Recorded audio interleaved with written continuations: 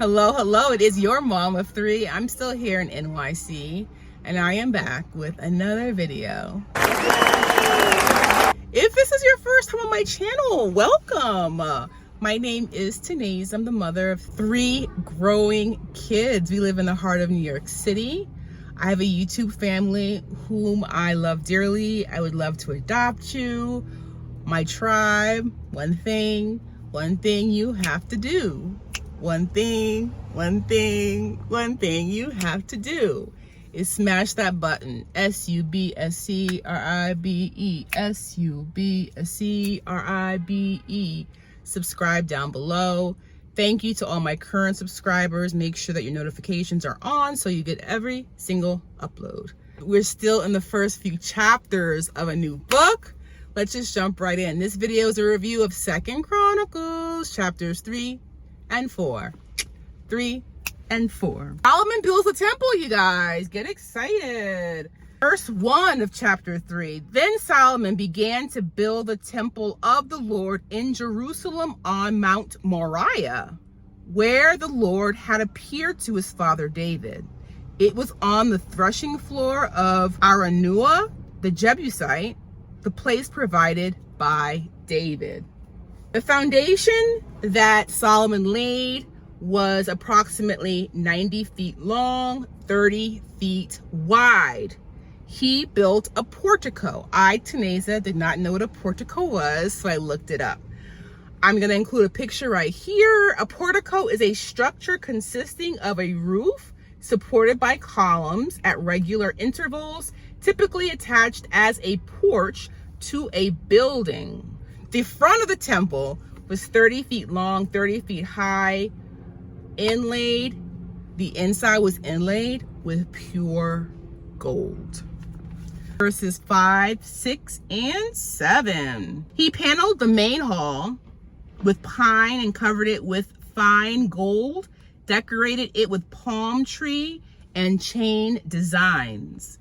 He adorned the temple with precious stones, and the gold he used was gold of Parvaim. He overlaid the ceiling beams, door frames, walls, and doors of the temple with gold. He carved cherubim on the walls. He built the most high place, its length corresponding to the width of the temple, 20 cubits long, 20 cubits wide. He overlaid the inside with 600 talents. How much is that, you ask?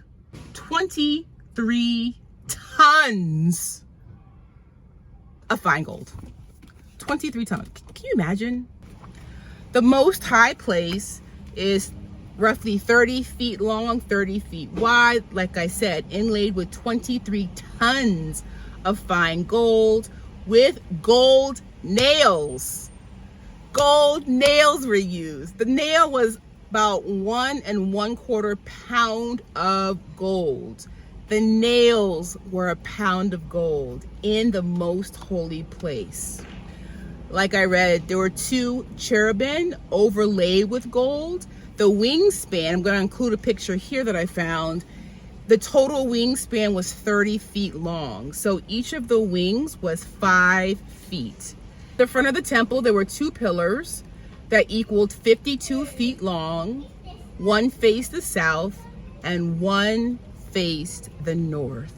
Chapter 4, the temple's furnishings. I love that God's in the details. King Solomon made an altar of bronze that was 30 feet long, 30 feet wide, 15 feet high.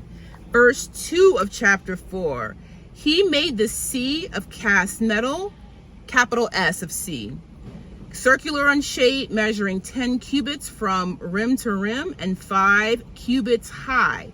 It took a line of 30 cubits to measure around it. The sea, S-E-A, capital S-E-A, was a basin that was used for ritual cleansing. The basin stood on 12 bulls, 3 facing each direction. The sea was 3 inches thick and held 17,500 gallons. Verse 6, he then made 10 basins for washing, placed 5 on the south side, 5 on the north. In them, the things to be used for the burnt offerings were rinsed, but the sea, the capital S, was to be used by the priests for washing. So it's a sacred place. I did a list to kind of organize chapter 4 a little bit better for me. So I'll just share my list. So there are things made of gold and there are things made of bronze. The following things are made of gold. The altar was made of gold. There were 10 lampstands made of gold, 10 tables, 100 sprinkling bowls made of gold, floral work and lamps and tongs, wick trimmers made of gold. The dishes were made of gold. The censers, CENSER, were made of gold. The doors of the temple and the inner doors of the most holy place, all gold. Made of bronze, the overlay on the doors to the court, pots, shovels, 2 pillars, bowl-shaped capitals atop the pillars, 400 pomegranate stand with basins, and then the sea that we just read about with the 12 bulls, all made of bronze. It mentions the meat forks, also made of bronze. Verse 18, all of these things that Solomon made amounted to so much that the weight of the bronze was not determined.